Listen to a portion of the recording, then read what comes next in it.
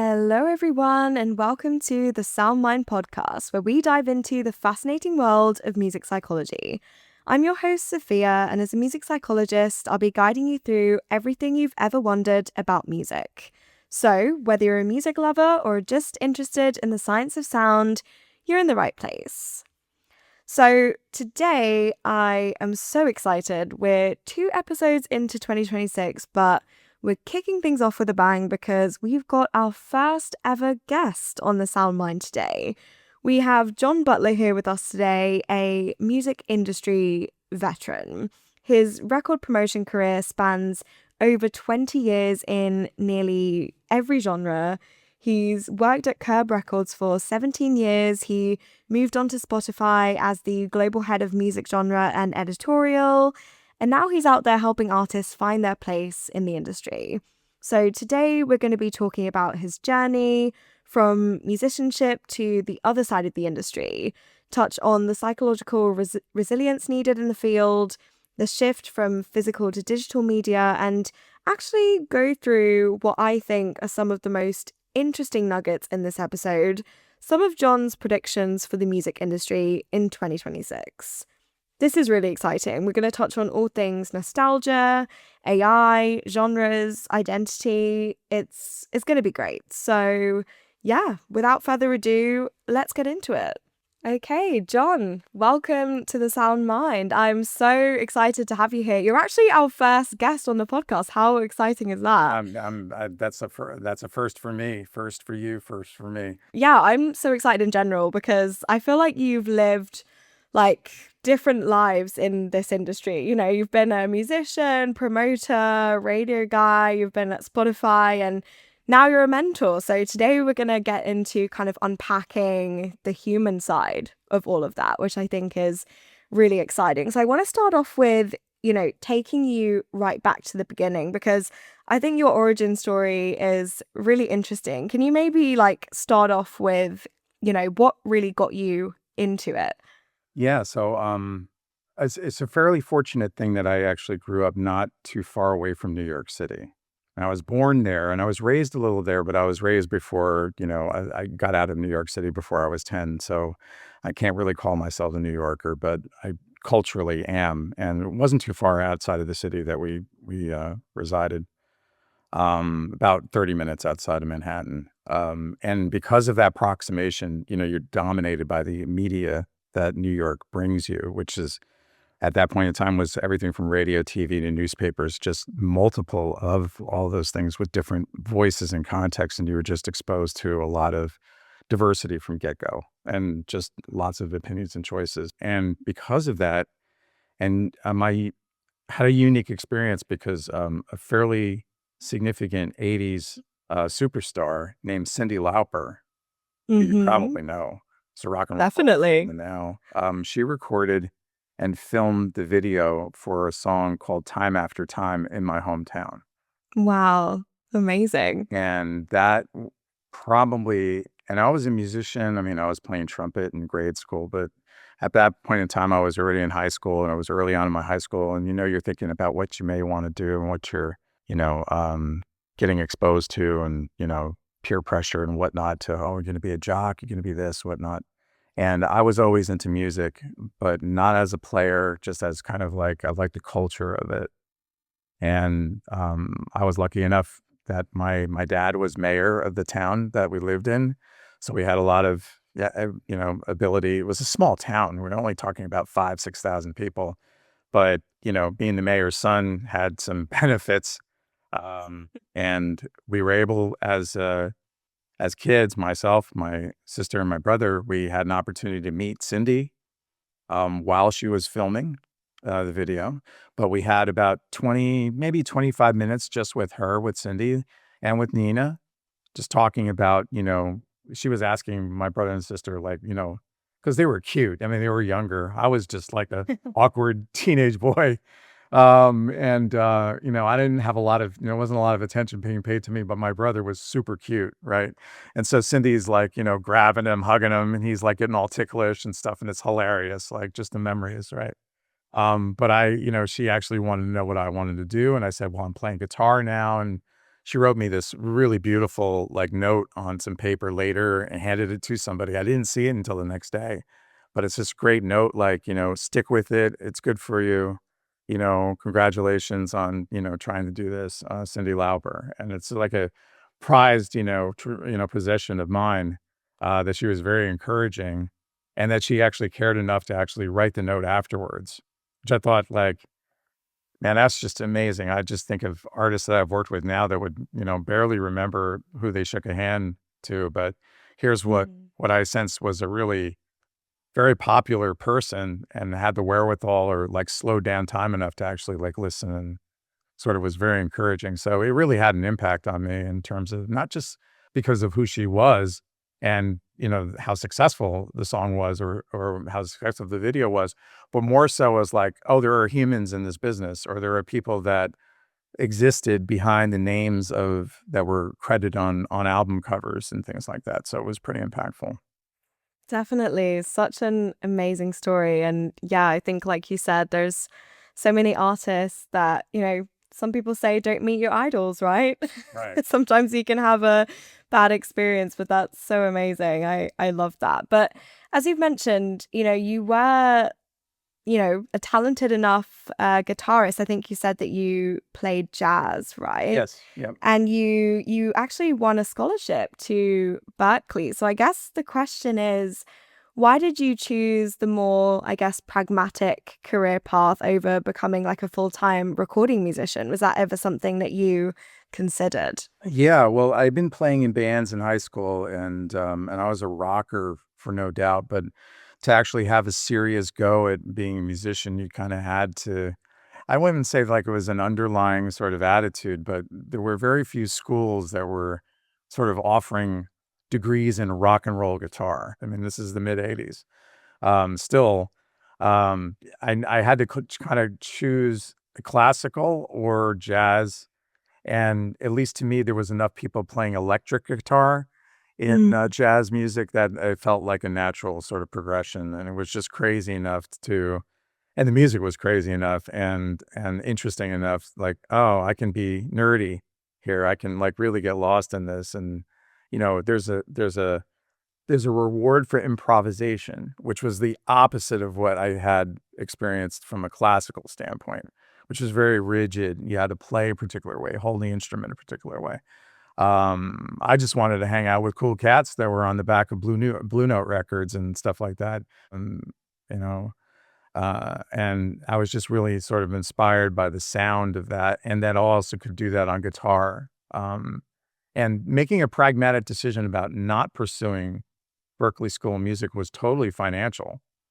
I was putting my parents under a significant amount of pressure as a 17-year-old to sort of, bankroll my rock and roll or jazz desires. And I couldn't, I didn't have, even with the experience of being around that whole like video and seeing that there was an industry out there, I didn't necessarily know anybody that I really had kind of like, oh, they're doing that. I could do Mm. that. Right. So, and that's really important if you're going to do this to actually have people in your life that you can sort of kind of ask questions of like, well, how did you know? How did you know that this was going to be something? Right. So I had to just kind of faith go ahead and sort of jump, and I wasn't willing to do that. I found a fantastic jazz program at William Patterson University in Wayne, New Jersey, which has graduated some fantastic people. But you're 17. That's a tremendous amount of pressure for anybody. I don't think people at 30 are even figuring it out. Even me at 58, I'm still trying to figure this out, right? So it's a completely different thing.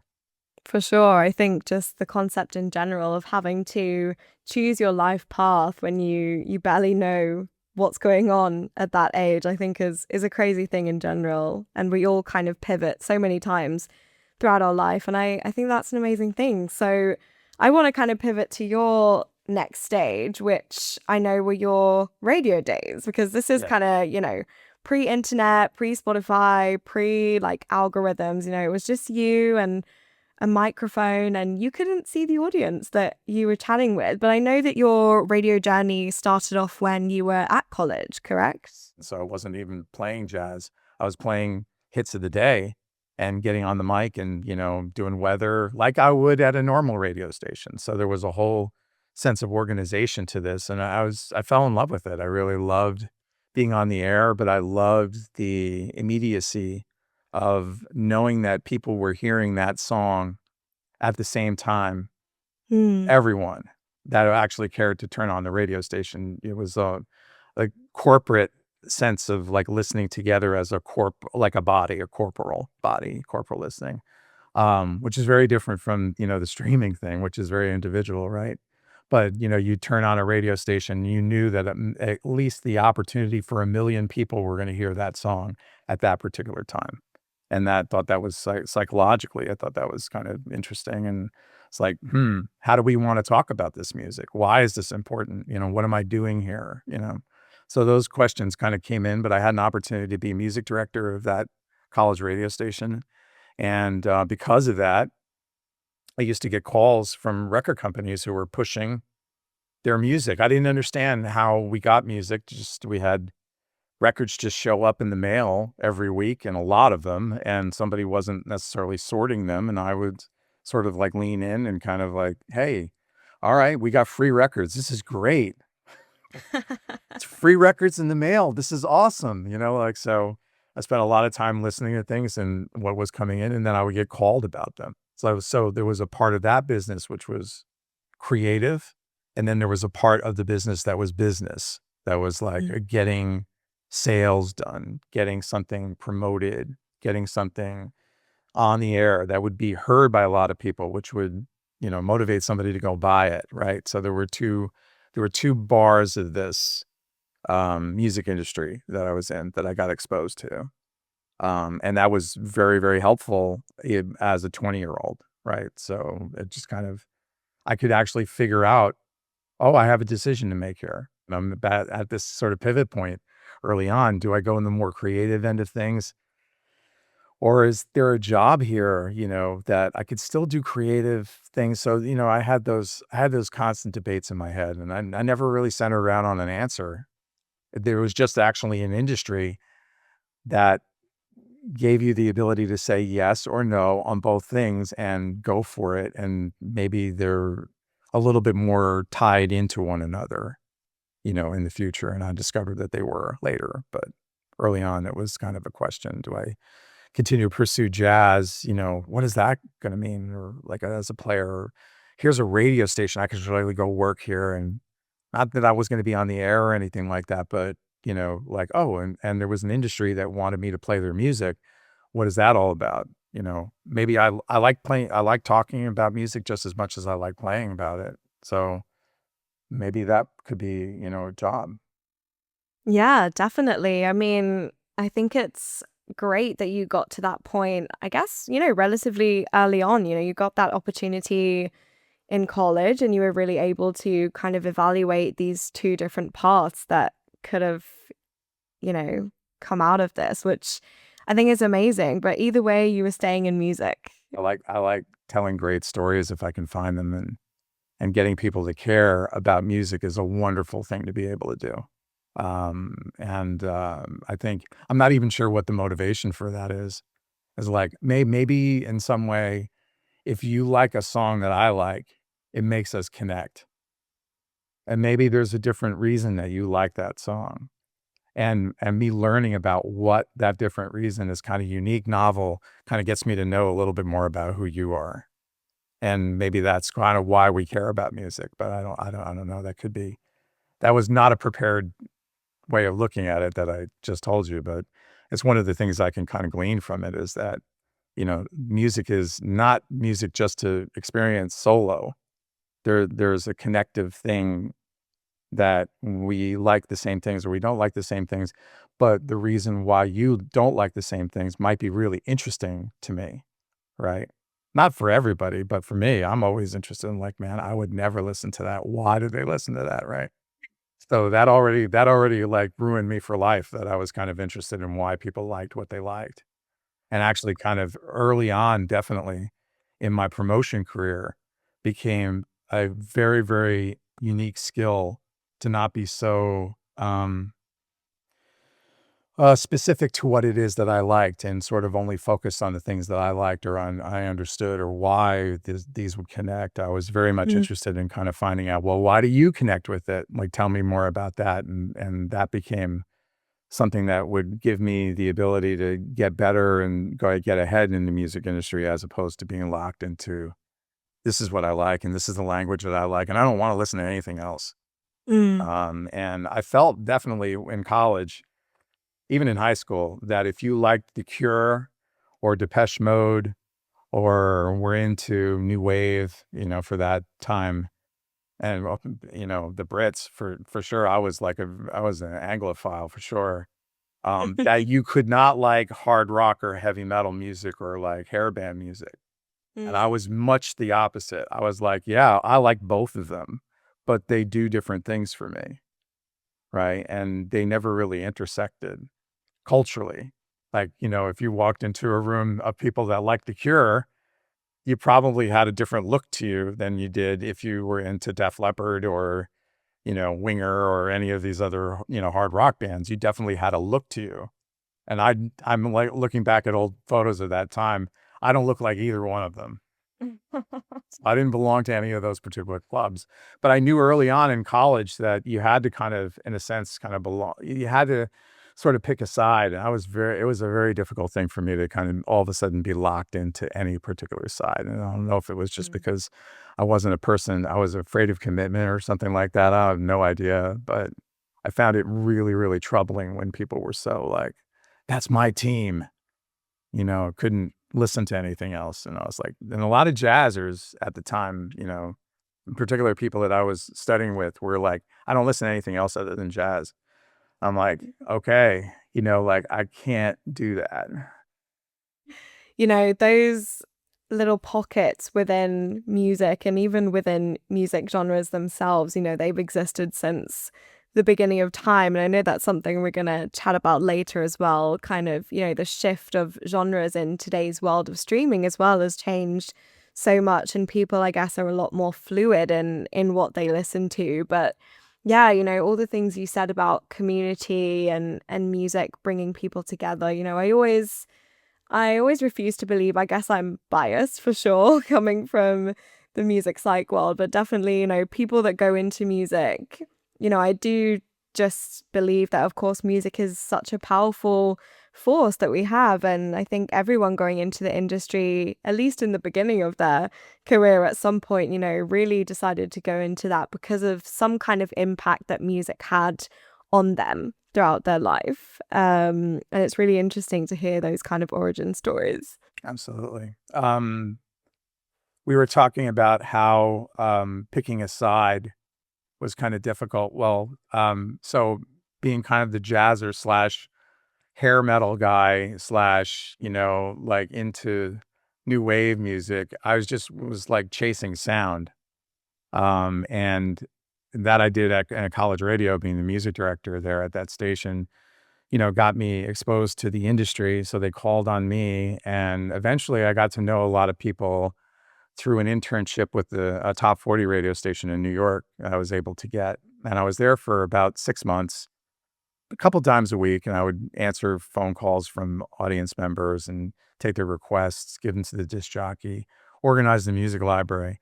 That was the joy of life. But I liked interacting with, Thursday mornings at Z100 in New York were when the record industry would come and visit our music director and program director. They were, Frankie Blue and Steve Kingston, and, just tremendous people. Frankie, definitely a creative individual and would listen, really sensitive to music and just a quiet person, very unlike me. I felt like I had a lot in common with him, like, from a sensitive about music, but I was a loud person. I'm louder than I even am now, but, like, Frankie was super quiet, and he would just listen to these industry guys come in and pitch them and, on the why Z100 should be playing the music, like, what were they talking about? Now, I'll tell you something, I was not part of those meetings, but just to hear, "Oh, yeah, here's the new Phil Collins record," like, "This is what's going on." I'm like and I'm looking back at it like, that was the easiest record that they ever could have put on the air, like, these are, like, iconic songs now, like, but they all had a start on not being on the air and not being heard by anybody. And I thought that was like incredible that I mean, there was actually a job where I could actually be and help those songs get heard by everybody. And so, like, these have impacts later, 20 years, 25 years later, when I went to go work for Spotify. These are echoes of those times. Like, oh, I get to be part of like a platform that actually gives people access to the library of everything. I mean, It's an like, exciting it's time. very exciting. Like, yeah, like that resonated to a 20-year-old, in my brain that maybe I never really kind of left, right? Like I wanted to be the walking party that those guys were. I was like, man, you get paid for that? That sounds like a great job. Mm, And I had an love it. opportunity, and a record company president saw that I was at least maybe on the surface looked and sounded like one of those people and was willing to sort of talk to me and said, "Hey, what would you think about coming and interning at this label that I have?" And that's when I got my first gig in the music, like real official, happy to get very little money, full-time gig. And I just had this opportunity, and they were like, "Well, here's the record that we'd like you to promote to college radio. It's 9 Inch Nails' Pretty Hate Machine." I'm like, "Oh, that's a pretty cool sounding record," and I'm like, "Oh, this sounded like a really heavy Depeche Mode." It's like combined a lot of hard rock elements to me, like with pop elements and, new wave elements. I was like, and it was really loud and, super dark. And, I was curious about it as much. I was curious about the people that love that music, right, as well. And I was like, wow, this is really a cool record. This is something I haven't really heard before. This is really interesting. So, I mean, again, I I talk about being in the right place at the right time a lot when I'm talking with other people, especially who wanna get into the music business. It's really hard to figure that out. I would not have chosen this record or that particular label or that time. The timing was kind of almost there, and I walked in and I made the most of that time, as opposed to it being the perfect place or time or thing, right? Um, got to work that. And that sort of, started my career in the music industry, working in promotion and working radio and getting music exposed on the radio. What do you think you learned back then about kind of storytelling versus like selling music at that time? What would you say is the most surprising thing you learned from trying to promote a band like that? Mm, As much as the music sort of reflected this, like, fuck you and everybody else, like, like I love the energy of that, but like I had always had this eye to like, is that real? And I was. Like, just as the angst of what was being sold to me equally matched up with what I got in person, right? And I was like, "Oh, you actually this is not a story being sold. This was, like, Mm.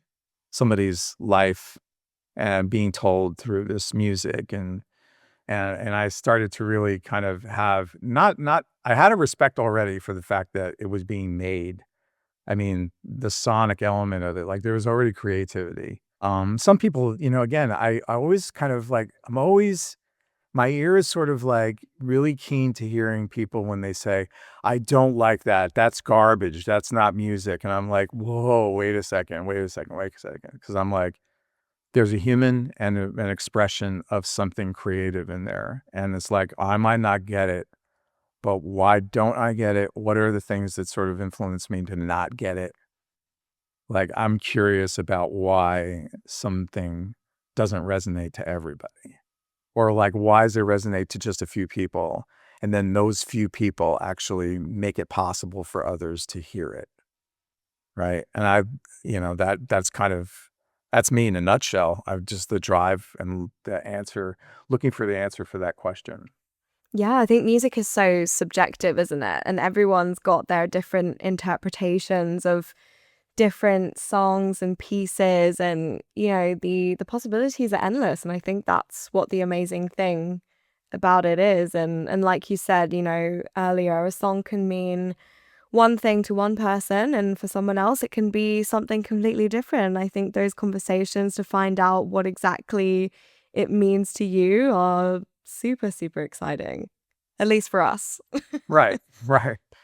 So, yeah, because I mean, again, I'm not the creator of that stuff. I'm kind of the appreciator of that stuff, and like telling the stories on behalf of an artist that I may not necessarily agree with.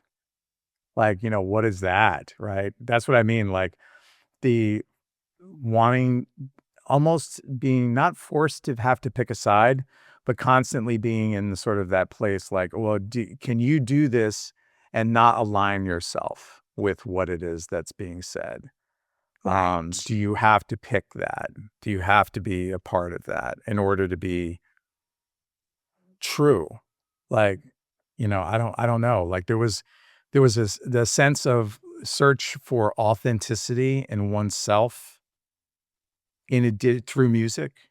Mm. And, like, that music represented who you were authentically or maybe what you were interested in. But I thought that the people that I was surrounding myself were kind of interested in what the what you liked was telling them about who you were as a person. And I felt a tremendous amount of, like, pressure, maybe externally to, like, I gotta again, sort of this side picking. So I always had that mindset, like, I can't be defined by this stuff, or It's a difficult one. I think yeah. that debate, the art versus the artist, and I think that could be a whole episode of its own. I love having that debate. But that kind of took you to this enormous chapter that you had. You spent 17 years at Curb Records, which, in today's world, that's rare. That's a crazy amount of time. So Yeah. what did that kind of longevity teach you about the kind of resilience that you need in this industry? Well, I'd moved from New York to Nashville in early '98, and I got a great opportunity to work for Arista, Records. I was able to kind of always be around the guitar as a guitar player, but not be locked in any particular style, which I kind of felt like, "Oh my god, how perfect is that?" Right? So I got to work at, like, some really cool stuff but far away sonically as from Pretty Hate Machine and Nine Inch Nails as you could possibly imagine, right? So, but I was the type of person that you could give me that stuff and I could figure out like, "Oh, how do I work this out?" You know? Yeah. But I had this opportunity. I was known as kind of like a tinkerer when it came to this sort of thing. I didn't last very long. I really screwed it up. I was 29. I was really immature. I didn't handle myself well and kind of got too big for my britches. I thought I knew everything and I had to kind of rebuild essentially from scratch. But I was still young enough and still sort of knew enough and was willing to learn and willing to kind of eat, what it is that I served myself. And that was valuable. And I've known people in the industry that have screwed up, that have figured out a way to get back, Yeah. to rebuild trucks, to rebuild trust in themselves, to rebuild their careers. And music is amazing like that. Music allows that, a place to find trust again. Definitely. It wasn't like, monumental, but it was for me, it was a way that I looked at myself. Not that people looked at me like that, but it was like, "Oh man, I really screwed up. I suck. I'm never gonna do this. Like this, I just ruined everything, you know." Da da da da da. The self-doubt, is still working through that. Mm. And I signed on with a small label called Squint Entertainment. And 8 months later, I had the number one song in the country Wow. with a band called Sixpence None the Richer and a song called Kiss Me, which you Wow. probably heard. Amazing song. Yeah. So that, I had already had success in New York, and now I had it again with a, pretty specific, rags to riches sort of story with that song. And that allowed me a place to be able to find my way into Curb Records, who, Mike, as an owner, was really in both country music and pop music. And pop music in Nashville was kind of a new, or didn't seem to be a new thing, because being in New York, I used to hear country crossovers, like from, Kenny Rogers and whatnot on the radio. That was a very common thing to hear Kenny Rogers against a new Michael Jackson record on the radio. So, to me, it was all pop music, right? So, mindset-wise, I was a good guy for that company, and got to work on everything from, early LeAnn Rimes music to Tim McGraw to, running Christian music for them and doing a lot in that space. Wynonna Judd, had a lot of success in Christian, and that sort of not being tied down to any particular sort of genre and having the ability to sort of cultivate and find great music regardless of genre was what I felt like Herb was like a perfect place for that because it wasn't locked into any particular type of sound. Yeah, that's amazing. And you got to explore, I guess, all the different sides of you that didn't kind of belong to one particular genre group, right? You really were able to explore all those different sides of yourself as well, which I love. Like, I always had a hard time with that. I was like, "Don't box me. Don't, like, you're completely misunderstanding the point. Music is supposed to liberate you from that." I was there for a long time because we were successful doing exactly what it is that I was talking about, trying to find things that were sort of unique quality music and trying to promote them everywhere without sort of genres that sort of maybe like a oversensitive, need to conform to this particular idea of what could be. Let's just get to the music. Yeah. And that's I didn't think it was a rare thing. I'm told over and over again, like, that's like a rare thing. It shouldn't be, for No, it sure. shouldn't be. So Curb kinda happened at a time where I didn't need to change very much about who I was. It kind of like the job or the opportunity to have a career was placed in front of me for the type of person that I was. And that's so, like, I wouldn't say that I chased it. The Curb Records opportunity came because I had to start all over again, and Kiss Me was a big, massive record, and there was a lot of places that I could go. And Curb actually afforded me this ability to not have to say, "You're one thing, and that's all we need you for." Curb actually, like, let me sort of become what it is that I do now, which is, like, across the board, lots of different things, and prevented, a lot of I didn't have any burnout during that whole time. You would think for as long as you were talking about 17 years working for one label, yeah, that's in a tremendous amount of time, but, it was always interesting, and it got me to Spotify.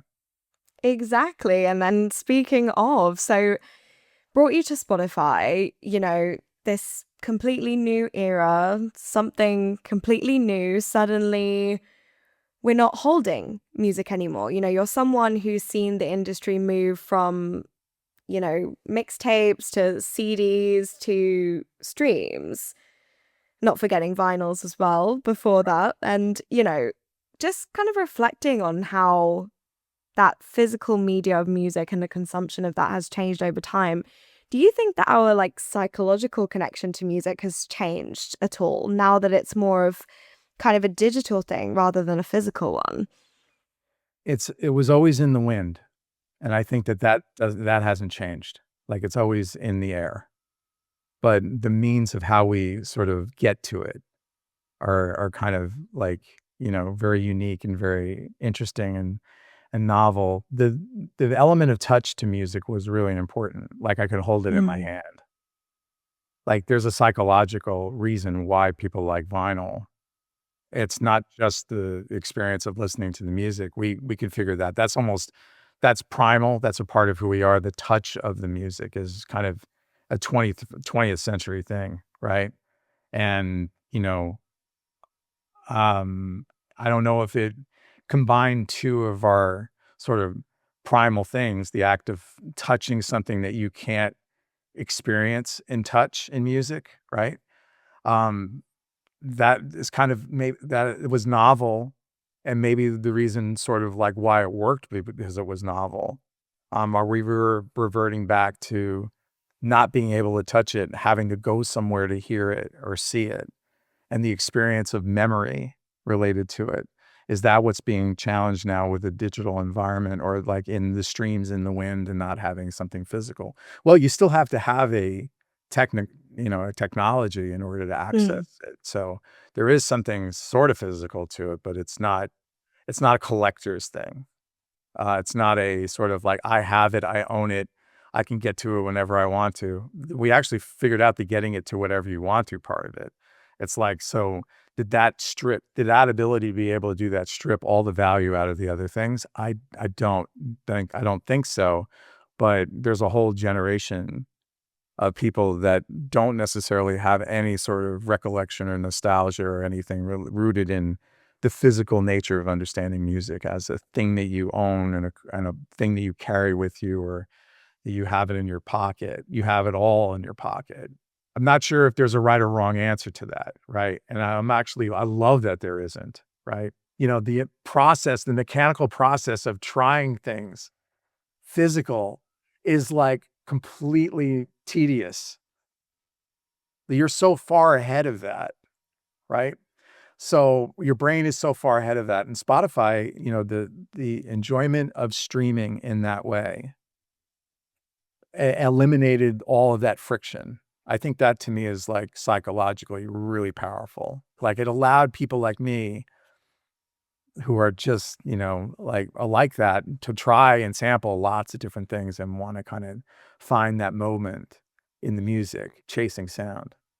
Definitely. And I think, the word you use there, friction, an experience full of friction, not being able to skip or having these little imperfections in the music have somehow become the beauty of the physical. Now we're seeing this shift for even younger generations, going out and investing in records and vinyl, and, really going back to the physical, because they want to feel this nostalgia. They want to feel the music in their hands. But then I think what the really interesting side of that is, the origins of Spotify itself were addressing piracy, that a lot of people couldn't afford to buy music. They didn't want to invest in music for whatever reason it was. And, having access to so much music in one place for a fraction of the price, like you said, I don't think there is a kind of right or wrong to that, right? You could debate that for hours, but it is a really interesting one. I mean, and so music sort of, which is genius about music, right? It doesn't really exist other than the ability for somebody to play it, record it, play it back, creatively make it, express it. It is kind of our breath. It's here one day and then it's gone the next, right? So and I think that's what's brilliant and about music, and what's brilliant about the art of creation. And I'm always trying to, I think my career has been trying to make sense of that. What does it mean for other people and for me? The ability to be able to go to Spotify was a gig that was made for me, as opposed for me chasing it. And I met some people early on that eventually I found out worked for Spotify, and they were like, "Hey, I know you're really like thinking about this stuff and the impact it's going to have on the industry that you're in." And certainly from a radio promotion standpoint, I already knew that, I can continue to do this, but man, I really like the idea of being on the front end of something new. And I guess having the ability to be able to do it, it's like, yes. And I was fairly established. I'm 48 years old going and taking this job at Spotify. It wasn't out of like, there's a lot, there's a lot to risk, I guess. And I'm like, well, all that could be, listen, I'm seeing people leave the industry like very quickly, and, radio doesn't have the same impact that it did. When am I next? So there was risk, but it was also like, I had to be thinking about, if I want a career in music, what does it look like? Now that everything has changed, now that there is no sand, it's not shifting anymore. There's just nothing there. Definitely. Thinking about, like, when you came from a label background and suddenly you come to Spotify, you're kind of this gatekeeper of information. You've got all of this data on millions of listeners. You've got all of this data on different tracks that are coming in. How did you kind of navigate that? Knowing that your decisions can kind of change the trajectory of an artist, knowing everything that you came with as a musician, but also from labels. What was some of the biggest shocks and experiences that you had? The biggest shock and experience was thinking that Spotify was like a set stone and predictable and knowable, and that like, "Oh, this is a real company." Like, from the outside, it looked like really well organized, and then when I got there, it just felt like, "Oh my god, what did I just do?" But there was this, like, I definitely felt old, initially, and I would to answer the question that you just asked, because I had that question and those things that I was kinda dealing with, kind of putting it through the methodology that I'd kind of lived about what a career meant in music and how we connected music with people. I just had a different idea of what it was, going in there, and I wanted to slow things down a lot more than people wanted to slow it down. So you mean everything's going to be available that comes out that week to everybody at any given time, and we're gonna have data, like, on not just on the purchase that you made of the 17 songs that are on that album. Now we're gonna actually be able to track what you do with every single one of those songs at any given time during the life cycle with it. Like, that was a little too much granular information, for me, who wants to be able to find patterns within all of that granular information. And then at some point, I think that was a little overwhelming, and then I was like, "Okay, how important is all that granular data to the life and blood and success of that?" And here my whole career in the industry has been about working really a finite list of artists and songs, and now it's infinite. Like, I could care about everything, or should I? Yeah. Right, I don't know if my brain is big or my heart is big enough for all of this. I think there was a little bit of, like, an overwhelming sense of, like, "Oh, what am I responsible for? Am I responsible for any of it? This just" like, there was definitely sort of should I really be that extreme about that thought in my brain, John? Or is this something that you probably would have signed off on at 20? And earlier in our conversation, we did talk about that, like this.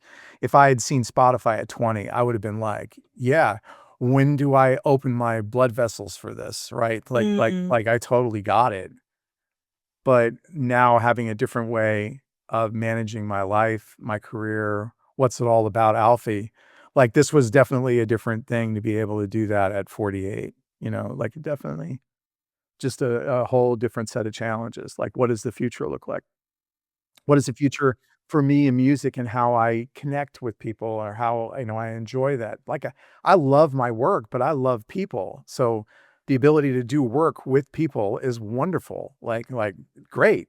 But not everybody's built like me, and why should I even expect it to be even remotely like that? So I had to navigate all that. And there's only so much time that you get to do that at Spotify Mm. until, you've kind of spent your energy and your time for what it is that they need you for. I was there at a really fantastic time. It was prior to the IPO and the challenge of, like, it becoming a public company and what it has become now. It's definitely a different space, but I know that the people who have worked there, I never met a person at Spotify that I did not instantly have some sort of connection with psychologically. Like, the way that they think about music, the way that they love music, the way they are motivated by why people are motivated about music totally spoke to me just in the so, like, I loved everybody there. I was just like, "Oh my god, these are my people." The early part of the music industry, the ability to put music sound on something physical. Those are all, like, moments of, like, that sort of, like, we've tapped into something that no one was looking for, that solved lots of problems that we never Mm. even knew we had, right? You and I, again, at the end of the day, will have different ideas as to what motivates us musically or what makes us feel something. But the feeling that we get of music, it will encourage us and motivate us to do the things, to part with money, to enter in relationships with people, to value certain things over, like, or enjoy the parts of our lives that are even difficult and hard as much as they are wonderful. I worked, when I got to Spotify, I was head of Christian music. So that's how I came over. So I had this unique experience of overseeing a genre that's about faith. And music is also existential in the same way. Music is not, again, we've talked about it a lot. It's not a physical thing. It's something in the air. So is faith. So it was that probably more so blew it is definitely damaged in a nice way my mind in terms of like having to work out this thing related to how do I create a fantastic listener user experience, very business minded goal with something that they believe very, very deeply Mm. that has nothing to do with music, but can enjoy and be edified by the music. So it was like, I think I wanna say it was a hard job, it was a great job, but it was a job that never had a clear, "Were you doing it well or weren't you doing it well?" Who knows? I know there's so much that we could touch on there, but Yeah. what really got my attention and actually why I reached out to you for recording this episode was I know that you had posted some really interesting predictions for the music industry for 2026. And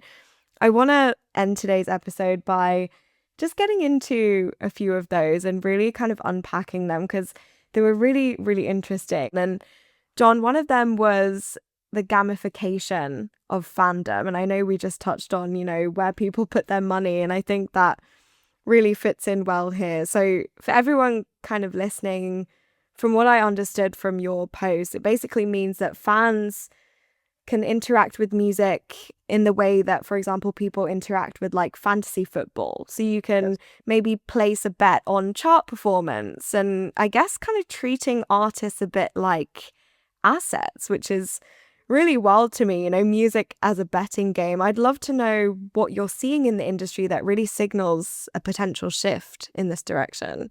It's actually I'm seeing it more so from the idea of, from a stocks and, like, assets, like real assets, and in particular, where people that have money place money, to sort of protect it. Now, there's always gold and silver and, like, things like that that have value and they go up. People value music, I think, in the same way. If you were to ask them, "Do you have a golden song or a silver song?" I think they would probably be able to answer you pretty quickly. Now, if you were to say, like, "Huh, you know what? They have new music coming out." I'm not saying that I agree with wagering or like, certainly this happens in sports in particular. Like you have your games, bet on how you can even bet down to the play, right?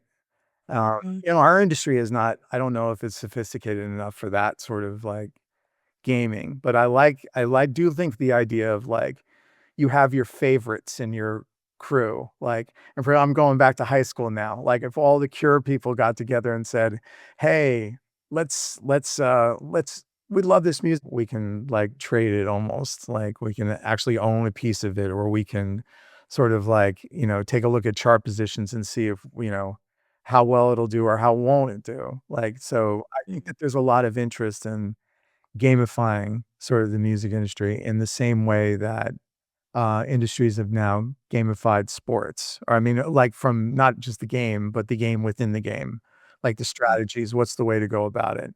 Um, you ask a lot of people in terms of like in music marketing right now. The key word for marketing is that in 2026 there is no marketing of music any longer because everything's available. It's so hard for anything to stand out because it's an attention economy. But as soon as you say that, you're like, well, wait a second. There's millions of people that wake up every day looking for the Guns N' Roses hit, just like they're looking for their coffee, right? They wanna hear their favorite songs.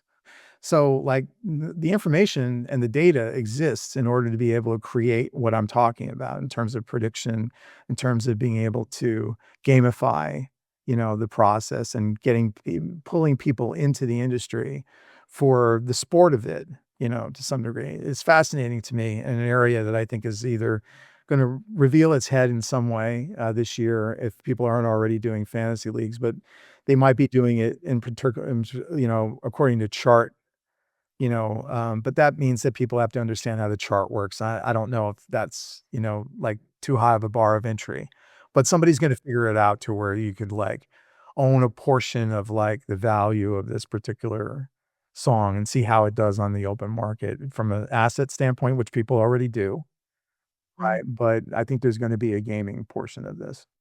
Yeah, it's fascinating to me. And, I think it's already happening for movies. I think you can bet on how well, a movie is going to do in box office. And that's really interesting. But, I have this concern, does betting on a song's success like strip away its emotional value? Because Mm. music is traditionally a source of intrinsic reward. So we listen because it feels good for us, right? And I guess this gamification kind of shifts it also to an extrinsic reward as well. You kind of get this dopamine hit if you win a bet, which Right. is a really interesting concept as well. And then I think one of your boldest predictions around a major label potentially going catalog only. So, could you maybe expand a little bit on that, especially for maybe listeners hearing this term for the first time and what that actually means? Because this one really kind of blew my mind thinking about that. So, I work a lot with labels and new artists and in particular in Nashville, some in the country space, some and not, and I know the realities business-wise of the ability to hire me or make a record is still somewhat it's not super expensive, but it still has scale, ability, but the level of entry in terms of new country music or new this or new that is low, and, it's algorithmic, it's like how people get to the music or exposed to music. There's a certain amount of, ability to get people's attention, and that has a cost value. And now I think it's getting to the point where I think a number of labels may find it really beneficial to not necessarily engage in new music, but make what's already out more valuable, and creating worlds within the nostalgia. And this is not a new idea. This is catalog marketing, but catalog marketing in a different way where then you are specifically signing older artists to create new worlds with them. Like it's a little bit of fantasy and fan fiction created into catalog development and re-engaging, but not specifically with that one release that's new, but with everything else that you've done before and living back in the world of nostalgia related to that. So, the catalog shift to me is the nostalgia is the buffer between the catalog only thing. Firms are looking to securitize it and have money to invest in it is because, it's already somewhat known. It's already gotten at least a little bit of attention. And I think it's Yeah. harder and harder for new artists to get any sort of attention. And I'm not giving up on that. I mean, it's part of my lifeblood. It's what I do. I love talking about new artists and new music and why that's a novel thing and why it's important. I just think that when you're living in a world constantly where everything is new, Mm. I think there is a human tendency to want to retreat to something that's known, even the novel known. And I think that those different things, I think those are going to become much more defined as new music business as opposed to just music business. I think they're gonna be 2 different things. Both rely on attention, but if you don't have any nostalgia, I think Mm. it's gonna be harder. For sure. It's fascinating. And it comes back to even what I said, about this shift towards nostalgia in general. People want to own their music, they want to have physical forms. Listening to familiar music, it literally, makes us feel dopamine. It releases these chemicals in the brain and really calms us down. It, calms anxiety. And, with so much going on in these recent years, I think people are retreating towards comfort. Again, I think there's gonna be 2 different industries, and I think companies, if they're smart, they'll understand what they're really, really great at, and they'll be able to create and justify a whole business model based just if only focused on that. This is just where the creative part of me is really excited about where we are right now, because there's no friction to creation, and that's beautiful. But there is friction in terms of what attention I'm gonna give to it. Another prediction that you also mentioned, we spoke a lot about genre in today's episode as well, Yeah. and the kind of fluidity that comes with that. So you spoke about the possibility of having like genreless radio. So, you know, radio stations and platforms moving away from these rigid categories and replacing them maybe with, you know, mood-based or even like vibe-based channels. Can you kind of unpack why you think the traditional genre system is dissolving? I did a whole episode on this as well. I think it's fascinating. And there's just as much fervor arguing the opposite way, that there's enough people in the available fan base of listeners that are out there that could justify going and getting so hyper, genre focused, like that you never listen to anything else. But I don't know. Like, yeah, there might be, but they may listen for a certain amount of time. There's still something novel about hearing things that get your ear of quality, no matter where it's coming from. You just know it's quality. You just hear it.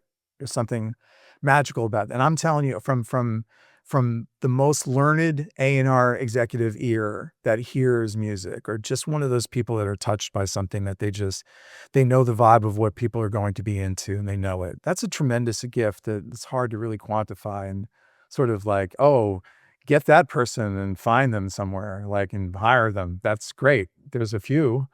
But I think everybody has a little bit of that sort of thing in them, from a mood standpoint, or what they sort of gravitate to. And I think that radio, I still think that it's important, and people really desire the ability to listen to the same thing with other people. And I know, like, in the music that I was around, in gospel and Christian music, the people at church, they're not listening to individual songs like all together in church at the same time. They're singing one song. Lots of people all at once. So there is a definite part of us that longs to be with other people grooving on the same thing. And there's something magical about radio that still owns that, because that's all they can do. When they play a record and it's on a broadcast on a single, it's not like or a signal. It's not broadcasted to everybody differently with different songs, right? That's algorithmic playlists, that's Spotify, that I was a part of, right? So what if there were more stations that were based on moods that you knew was reliable? Constantly, when you turned it on, it was likely you were never going to turn it off, because it was the morning commute station, and all they played all day, regardless of whether or not it was morning in this time zone that you were in any longer, would just be the thing that started your day. Maybe you needed that jolt of caffeine for the music that you wanted to start your day at 8 o'clock, and you wanted it again at 4 o'clock. You knew that for sure you were going to turn on that station. You were going to hear something that was like that commute station, and it could be any genre. I still see, this is kind of I kind of hoped that Spotify would continue to be have more of an emphasis on their playlist, ecosystem, which, yes, I still think it's important, but it's buried by, it's foundational, as opposed to like the thing that they promote. And when I was there, it was all about Rap Caviar. It was the brands of the different playlists that were pulling people into what streaming was at that point in time. And I think we've kind of moved on, and that's much more personalized. But because of that, I think that the yin is also just as powerful as the yang here. Mm. And I think we're going to go back to these places where maybe it's not specific to genre, but it's the mood vibe of these stations that could exist. And from an old tech standpoint, from a radio tech standpoint, which is really, you know, primordial at this point, I think it might be a good bet, and I think that people are discovering that, I think everybody might like this. I think everybody could be in agreement that this is a sad song. And you may not want to listen to this, radio station when you're feeling sad, but it's all sad songs all day long. I think that somewhere someone's going to make a lot of money from doing this. I'm just confident of it, because I think that there's enough of us that probably are moody that probably would listen to that radio station for at least 15 minutes in a row, so that somebody could sell ads on those 15-minute quarter hours, which is how they sort of assess how well radio stations do. So there's a little bit of that. But I do think that we're at the front end of it, because there's been a whole generation that has learned how to listen this way, but not from radio. And if they find it at a radio station, I think that they grew up in a place where playlists did that for them, right? Yeah, and it reminds me of, on Spotify, you have this radio feature where you can, generate a whole playlist, or they call it a radio, based on a certain artist or whatever. And it would be really interesting to see that shift as well. So very, very cool. And I want to finish up by talking about something that's on everyone's mind at the moment, which is, of course, AI and AI music. So thinking about this kind of future where AI generated songs could become so common and perhaps so good that they stop being this novelty, and maybe we're not able to even tell the difference between them anymore. Like, what's your tipping point, John, on where AI goes from being like futuristic to just part of the industry in general? Yeah, it's already happened. I think I really do. I think it's happened already. I think it's the business trying to make sense of what kind of business exists. Again, there's the music industry, there's the music business, and then there's music, right? Music and technology have already gone past the models that exist to be able to serve it Yeah. and how we can get our brains around it. And it's not like gobbledygook. I just didn't come up with that. But I mean, I understand how that's like, oh, that's a kind of a bullshit way of describing all of it. Like, I get it, like, because I can't put my hand on it. But I just think that the AI authenticity question is not really a question. It is authentically AI music. But whether or not I have value for it, it's not, it's about what it does in my brain, right? That's real. How I feel about it is real. If I I might not care who Rachmaninoff is, but for some reason I care a great deal about Beethoven. Right? Why is that? Haven't heard Yeah. everything that Beethoven has done, but for some reason you tell me, oh, I should listen to it because Beethoven. I'm going to already assume that it's trusted and it's going to be fantastic, Hmm. right? So Bach is that same to like all the big classical, like, but there's great classical music that I don't have associated with a person, Of course. Yeah. right? That made it. Are there more Bach fans than there are Philip Glass fans in the world? Sure. Well, you probably would like Philip Glass if I played you enough Philip Glass in back of like a really cool, Netflix movie or series that came out that was associated with it. I That's very mean, true. right? So it's all there's something. That's why I still am so artist centric and so artist forward, but there has to be something else that creates trust besides attention economy that's going to be able to do it, because I don't know if anybody can keep going in the attention economy. It's so true. I think, everything you've said here, it's, research has literally shown that listeners will rate music lower when they actually know that it's AI made, even if Yeah. before that they actually said that they liked it. And, that's the thing here is, a lot of us are very artist centric, and we like to believe at least that we have those morals, right? And we will say, oh no, if I know it's AI, then I don't like it. But Right. otherwise, it's actually, can our brains really tell the difference? And I think this is a scary reality that we're having to face. And, if the algorithm can kind of simulate the soul of a track perfectly, then I guess the existential question is, do we as listeners then kind of stop caring about the artist's narrative? So yeah, a lot of things to think about for the future.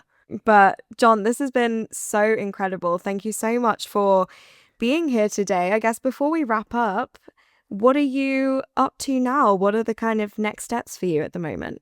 I am, I generally speaking, my work is around working with artists to grab attention, right? So I'm still sort of chasing that. And I work with a number of labels and I consult them on what they do from a DSP standpoint. So when they're putting their music out on Spotify, Apple Music, or Amazon, I pitch, all those people to put it in playlists, and which is odd. And so I do a lot of that. I do valuation of catalogs, of music catalogs. I go back and sort of can run prediction models on how music owners can do better with their music based on where they can focus a lot their money. So it's more of I'm a Sherpa when it comes to working on the streaming side of things for artists and navigating the things that we've talked about in our discussion here.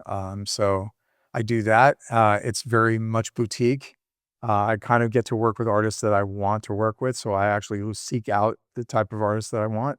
I do get Mhm. inquiries all the time, but again, I there's only so much of me, and there's only so many hours in the day. I mean, I can't scale this, so it's like, but it's the ability to be able to do it, and have the contacts and relationships that I've had and built up through the years, are valuable because it's like the one thing that they do provide to artists that is the network. Being able to create more revenue for artists is something that I think about a lot. And then I'm working on something called the All Hands Network, which is or the All Hands Collective, which is connecting with individuals who have been recently replaced out of the music industry or out of their particular job, and giving them the ability to work on artists that don't or normally would not be able to hire those particular people to work for them. The one thing I think is really important in terms of the environment that we're in the music industry, if you're in it and transitioning from one job to another, is to never think that it's time for you to go on holiday. I actually think that you have to continue to work muscles that are working for you and to show your future employer or whatever you decide to do that you could do this even without a job. But that it may be very difficult for people. I've had a lot of history in this, leaving Spotify and doing this on my own for a number of years now. Mm. And my network winds up being somebody else's network. So I provide resources. You have access to data that you didn't pay for, but a company did. What if you needed that stuff to actually do the job that you want to be able to, show that you could do for somebody else? Well, what if you weren't, specifically reliant on them to provide that, money? You still have to do that for yourself. Like, so I'm trying to find out the questions that come up for people that are recently laid off or moving into something else and create artists and give them the ability to sort of create their own business and work in a collective where all of us benefit from it. And there's no cost to, being a part of it. And I don't make any money from it, but it's more about deepening the strengthening the relationships and the networks of those people that I'm working with, and then to find some other artists. If something winds up happening with them, go and be, whatever job you get next, take them and go do what you do. The idea of being able to sort of not be out of work for too long, without starting your own thing or creating, momentum, I think is really important. Definitely. Such incredible work. I love that you can take, all of your industry experience and now you're like a mentor, you're like a father figure in the industry, you're like a therapist even, to everyone. And that's incredible to give back. It's fun. If I'm interested in anything, it's lifelong learning, and, like, I always learn something. I always screw up. There's always something new. There's always a novel way to screw up, by the way. I tend not to make the same mistake twice, but I doesn't mean that I don't make more mistakes in the future when there's more opportunities to make mistakes. I think everybody has to recognize that that's definitely gonna be the case in their lives and industry. It's like what you do with it. And there's never anything perfect in the business, and in particular in music business, where music in itself is not perfect. It sounds perfect, but there's nothing perfect about music. 100%. And thank you so much for being here today and giving us just a slice of your knowledge and insight into that. I will make sure to put all the links in the description as well of where people can find you, they can follow you and learn from you as well. But John, thank you so much. It's been an incredible start to the guest series. I hope that there's a lot to live up to here, but I imagine you're gonna have tremendous guests in the future, and this is gonna be fantastic to watch, this podcast grow. And of course, if there's any service that I can do for it, I'm happy to do so. And thank you so much for your time and generosity. I'm so excited to just be giving a voice to so many talented and amazing people in the industry and get some of their wisdom and nuggets here on the Sound Mind. So, really a new era for us over here. So, if you've enjoyed this episode, I would really appreciate you to rate or review on wherever you're listening. Just let me know how you like the new format and share it with someone who loves music just as much as you do or might just find today's episode interesting. Don't forget to follow us and turn on notifications so you never miss an episode. But until next time, keep listening, keep reflecting, and I'll see you on the Sound Mind.